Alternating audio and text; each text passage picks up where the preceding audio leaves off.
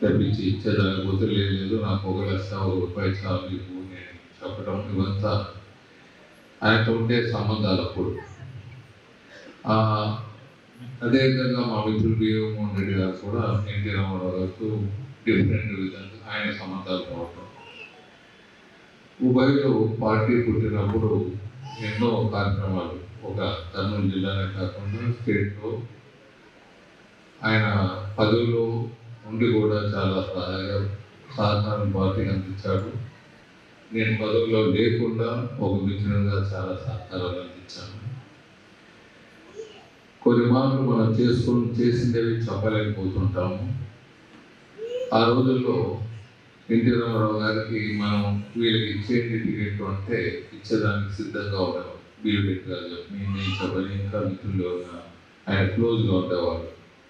ఆయన likes and dislikes NT Ramarao ఇష్టపడితే విపరీతంగా నెత్తిలు పెట్టుకుంటాడు. దాని మీద ఆయన మనుషుల మీద నమ్మకం వస్తే ముందుకు వెళ్ళటం జరుగుతుంది. మరి ఆయన ఎన్టీ రామారావు గారు ఆ రోజుల్లో టికెట్లు ఇస్తున్నారు అనే సందర్భంలో నాకు శివరాం రెడ్డి అని ఒక కాంట్రాక్టర్ ఉంటారు. వెంకటగుడ్డ రెడ్డి గారు వాళ్ళంతా ఒక విధంగా కాంట్రాక్టర్ ఫారెస్ట్ కాంట్రాక్టర్గా చేస్తూ వచ్చేవాళ్ళు. శివరాం రెడ్డికి నువ్వు తీసుకుంటావా అని నేను అడగటం లేదు గుడ్డారెడ్డి రెడ్డి గారు చాలా బాగుంటారు అని నేను చెప్పటం. అంతలో బీవిరెడ్డి గారు వారికి ముందుకు తీసుకుపోవటం, నేను చెప్పటం ఇవంతా అనుకోకుండా జరిగిందే కారణం. బీవిరెడ్డి గారు నేను మిత్రుడైన ఆయన దోరలో ఆయన చెప్పటం, నా దారిలో నేను చెప్పటం. కానీ గుడ్డారెడ్డి గారు బీవిరెడ్డి గారు చెప్పినట్లు ఎమ్మెల్యే అయిన తర్వాత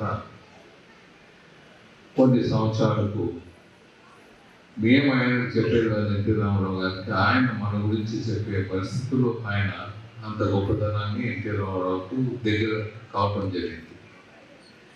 మినిస్టర్గా ఇవ్వలేదు కానీ చరిత్ర మర్చిపోయింది మనం చాలామంది. జిల్లా ఇన్ఛార్జ్ అప్పుడు ఒక క్యాబినెట్ మినిస్టర్గా క్రియేట్ చేసి జిల్లాకు ఇన్ఛార్జ్ మంత్రిగా అంటే కొత్త విధానాన్ని మొదలుపెట్టారు ఎన్టీ రామారావు గారు. కొంతకాలమైన కరువు మంత్రిగా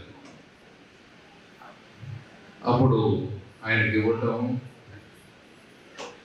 కొంతకాలం ఆయన మినిస్టర్గా ఉండటం జరిగింది.